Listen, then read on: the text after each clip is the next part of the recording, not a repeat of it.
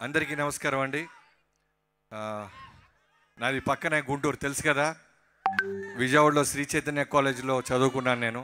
ఓరోసి theatre, ఇందాక మన రవి గారు చెప్పినట్టు ఇక్కడ సినిమా హాల్స్ అన్నీ వీకెండ్స్ చూసినోడే.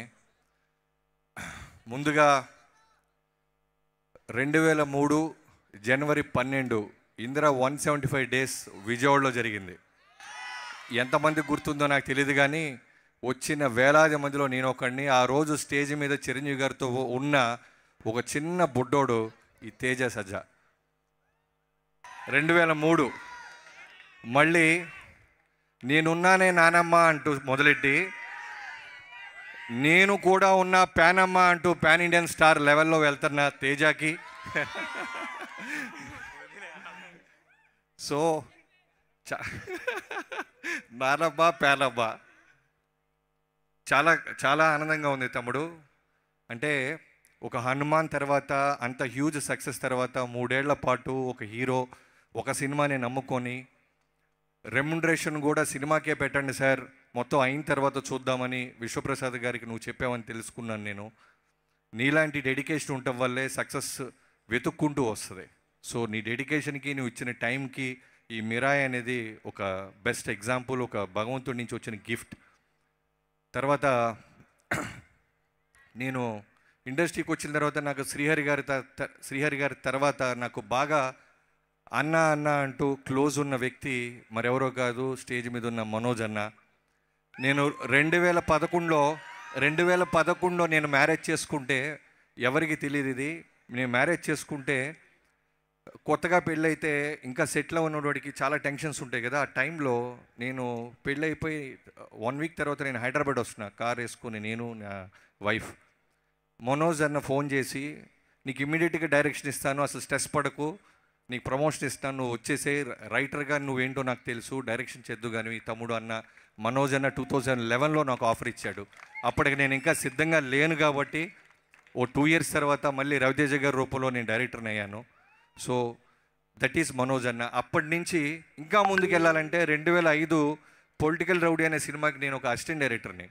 అదే టైంలో దశరథ్ గారి డైరెక్టర్గా శ్రీ అనే సినిమా జరుగుతూ ఉండేది. మనోజ్ అన్న అంటే ఎలా ఉంటుందంటే, ఒక 10 మంది స్నేహితులతో కిటకిటలాడుతుంటుంది. యావిడు, షూటు, ఫుడ్డు, అందరినీ ఈక్వల్గా చూసుకుంటూ ఉంటాడు. సో అప్పుడున్న నన్ను అసిస్టెంట్ డైరెక్టర్గా కూడా మనోజ్ అన్న ఇదే రెస్పెక్ట్ ఇచ్చేవాడు. మనోజ్ అన్న, మళ్ళీ నీకు గ్యాప్ వచ్చింది అంటున్నారు, గ్యాప్ తీసి పక్కన పెడితే తొక్కవతలేసావు. నిజంగా విలన్ అనేవాడు ఇంత స్ట్రాంగ్గా ఉంటాడు, ఇంత అద్భుతంగా చేస్తాడని తెలుగు రాష్ట్రాలే కాదు, యావత్ భారతదేశంలో ఈ సినిమా చూసిన, మిరాయ్ చూసిన అందరికీ ప్రూవ్ చేసావు. నువ్వు అంత బలంగా ఉండవు కాబట్టే తేజ సజ్జా ఈ సినిమాలో యుద్ధం చేస్తుంటే చివరి మినిట్ దాకా హోల్డ్ అయింది థియేటర్. నీ ఎంట్రన్స్ వచ్చినప్పుడల్లా నాకు ఒక తెలియని ఒక గూస్ బంప్స్ మూమెంట్ని డిజైన్ చేశారు. సో లవ్ యూ అన్న, వెల్కమ్ బ్యాక్ అగైన్. సో తర్వాత ఈ సినిమా డైరెక్టర్ గురించి చెప్పాలి. కెమెరామెన్గా, స్క్రీన్ ప్లే రైటర్గా, కథకుడిగా, డైరెక్టర్గా ఈ సినిమా తను తీర్చిదిద్దిన విధానం నిజంగా చాలా గొప్ప విషయం, చాలా కష్టం కూడా. నాకు కార్తిక్ ఘట్టంనేని ఫస్ట్ సినిమా సూర్య వర్సెస్ సూర్య కూడా నాకు ఇష్టం. ఆ తర్వాత తను చేసిన సినిమాలు ఈగలు కూడా ఇష్టం.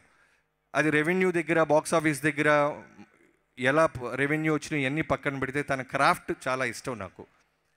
సో కార్తిక్, నిజంగా నువ్వు ఇందాక నీ టీం అందరిని పిలిచావు చూసావా, అక్కడే నీ వ్యక్తిత్వం తెలుస్తుంది తమ్ముడు.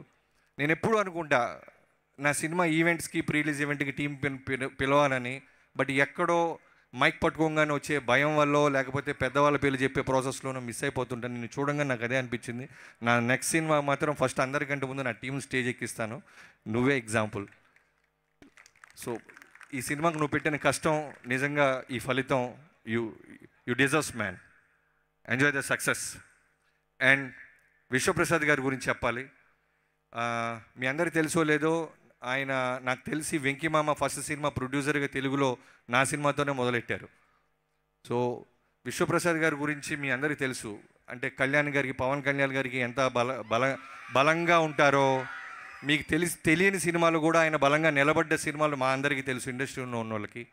సో ఒక ఈగల్ సినిమా తర్వాత ఆ సినిమా సరిగ్గా రాలేదు కదండి రెవెన్యూ అంటే అవన్నీ పక్కన పెట్టి మిరాయి లాంటి ఒక సినిమాని కార్తిక్ ఘట్టంనేనితో పాటు నిలబడి బాంబే, తమిళనాడు ఇలాంటి అన్నీ తిరుగుతూ ఈ సినిమాని నమ్మి ఈ సక్సెస్కి ప్రధాన కారణమయ్యారు విశ్వప్రసాద్ గారు. వాళ్ళ పాప కృతి ప్రసాద్ గారికి చాలా చాలా అంటే ఫస్ట్ సినిమా అంటే ఆ అమ్మాయికి ఈ సినిమా చేయటం. సో కంగ్రాచులేషన్స్ కృతి ప్రసాద్ గారు మీకు కూడా. సో విశ్వ గారు, ప్రొడ్యూసర్ చాలామంది ఉంటారు కానీ ఫెయిల్యూర్స్తో సంబంధం లేకుండా హీరోలతోనూ డైరెక్టర్లతోనూ ట్రావెల్ అయ్యే మీకు మీ ఇలాంటి వాళ్ళు చాలా ఒక 100 ఏళ్ళు చల్లగా ఉండాలని నా భగవంతుని కోరుకుంటున్నాను. అండ్ తర్వాత ఈ మ్యూజిక్ డైరెక్టర్ గురించి చెప్పాలి. నేను ఫస్ట్ అనుకున్నాను ఈ సౌండింగ్ చాలా బాగుంది, మనకు తెలియని పేరు కదా, ఎక్కడో చెన్నై నుంచో మలయాళం ఇండస్ట్రీ నుంచో తెచ్చి ఉంటారు, అందుకే చాలా బ్రహ్మాండంగా కొట్టాడు అనుకున్నాను. యూ ప్రూవ్ మీ రాంగ్ తమ్ముడు. నువ్వు తెలుగు మా హైదరాబాద్లో మణికొండలో ఉండి కొట్టేశాడంట. ఎంత బాగా కొట్టాడంటే విజువల్స్ కార్తిక్ ఎంత బాగా తీసాడంటే ఏమాత్రం మ్యూజిక్ సపోర్ట్ చేయకపోయినా ఎన్హాన్స్ చేయకపోయినా సీన్స్ని హద్దుకోకపోయినా సినిమా డ్రాప్ అయిపోద్ది. అలాంటి సినిమా ఇది. ఎందుకంటే పురాణాలు, రాముడు, ఇతిహాసాలు, ఇన్ని లేయర్స్ ఉన్నాయి. రెగ్యులర్ సౌండ్ రెగ్యులర్ ఆర్ఆర్తో తేలిపోద్ది. బట్ చాలా బ్రహ్మాండంగా చేసేవు తమ్ముడు. నీకు చాలా చాలా చాలా పెద్ద ఫ్యూచర్ ఉంది. I wish you all the best. And ఈ సినిమాకి పనిచేసిన ప్రతి ఒక్కరికి, అలానే శ్రేయ గారిని నేను చాలా రోజుల తర్వాత లైవ్లో ఇక్కడే చూస్తున్నాను. నేను అంటే నువ్వే అనే సినిమా గుంటూరులో ఉండి చూసేవాడిని నేను. సంతోషం నాగార్జున గారితో చూసిన శ్రేయ గారు యాజ్ ఇట్ ఈస్గా అలానే ఉన్నారు. అంటే పాస్ బట్టలే వాళ్ళు లొక్కేశారా, ఏం తింటున్నారు ఏం తాగుతున్నారు మనకు తెలియదు, ఆ సీక్రెట్ తర్వాత అడగాలి. Ma'am, you did a wonderful job. ఈ సినిమాలో మదర్ క్యారెక్టర్ అంబిక అనే క్యారెక్టర్ ఎంత ఇంపార్టెంట్ అంటే చూసిన అందరికీ, చూడబోతున్న అందరికీ తెలుస్తుంది. సో చాలా వెయిట్ ఉన్న క్యారెక్టర్. సినిమా మొత్తం కూడా నేరేట్ చేస్తూ బ్రహ్మాండంగా చేశారు శ్రేయ గారు. Thank you so much ma'am. And Ritika. So Karthik గొప్పతనం ఏంటంటే తమ్ముడు ఓజీ గురించి నేను కూడా ఒకసారి అరుస్తా, టెన్షన్ పడదు. కార్తిక్ గొప్పతనం ఏంటంటే ప్రతి క్యారెక్టర్ని, అంటే హీరో ఫ్రెండ్స్ క్యారెక్టర్స్ని ఎవరిని వదలలేదు. అలానే హీరోయిన్ క్యారెక్టర్ కూడా ఎంత బలంగా రాశాడంటే నిజంగానే ఒక రైటర్ని నేను బిఫోర్ ఒక డైరెక్టర్ అవడానికి ముందు ఇలాంటి మంచి సినిమాలు, గొప్ప సినిమాలు చూసినప్పుడు మా అందరికీ ఒక చిన్న లెసన్ లాంటిది ఇది. సో అందరికీ వెయిట్ ఉన్న క్యారెక్టర్లు ఉంటే ఓ సినిమా బ్రహ్మాండంగా అందంగా ఉంటుంది. అలానే ఎడిటర్స్ గురించి ఇక్కడ ఉన్న నువ్వు కూడా మనోజ్ గారు యంగ్ క్యారెక్టర్ చేసావు, చాలా భయపెట్టావు తమ్ముడు. సో మీ అందరికీ పేరు పేరున ఓజీ సేమ్ స్టేజ్ మీద ఉన్న స్టేజ్ కింద ఉన్న అందరం వెయిట్ చేసేది ఓజీ కోసమే. అందరం కూడా పవర్ స్టార్ గారి ఫ్యాన్సే. ఇదే విశ్వప్రసాద్ గారు మళ్ళీ జనవరిలో ప్రభాస్ గారితో రాజా సాబ్తో వస్తున్నారు. సో ఆయన రాజా సాబ్ చేసినా, మిరాయి చేసినా, ఏ సినిమా చేసినా ఇదే ప్రేమ, ఇదే డెడికేషన్ ఉంటుంది. సో ఇప్పటిదాకా ఉన్న మీ అందరికీ, మీడియా మిత్రులందరికీ thank you so much. Police బృందాలకి, అలానే ఇక్కడ పిలిచిన నన్ను టీం అందరికీ, శ్రేయాస్ మీడియాకి అందరికీ థ్యాంక్ యూ సో మచ్. ఎవరైనా మర్చిపోతే క్షమించండి. అండ్ మోగ్లీ సినిమా నెక్స్ట్ రాబోతుంది. మీరు డాకు చూస్తుంటే డాకులో చేసిన రాతముడు, డాకులో ఫస్ట్ ఓపెనింగ్ మా నోటితో స్టార్ట్ చేసాం. So Sandeep Raj colour photo లాంటి ఒక నేషనల్ అవార్డు సినిమా తీసిన నెక్స్ట్ ఈ బ్యానర్లో రాబోతున్న సినిమా మోగ్లీ. ఖచ్చితంగా మెరాయ్ సక్సెస్ నీకు కంటిన్యూ అవుద్దని, దానికంటే మంచి పేరు వస్తుందని నమ్ముతున్నాను తమ్ముడు. I wish you all the best. Thank you so much. Thank you Bobby గారు, thank you so much. Wait చేస్తున్నాం బాస్ అండ్ మీ సినిమా కోసం వెయిట్ చేస్తున్నాం. And thank you so much for time, thank you so much for coming and gracing this events. And now so మరి వేదాగా, super యోధాగా తన అద్భుతమైన నటనతో తేజ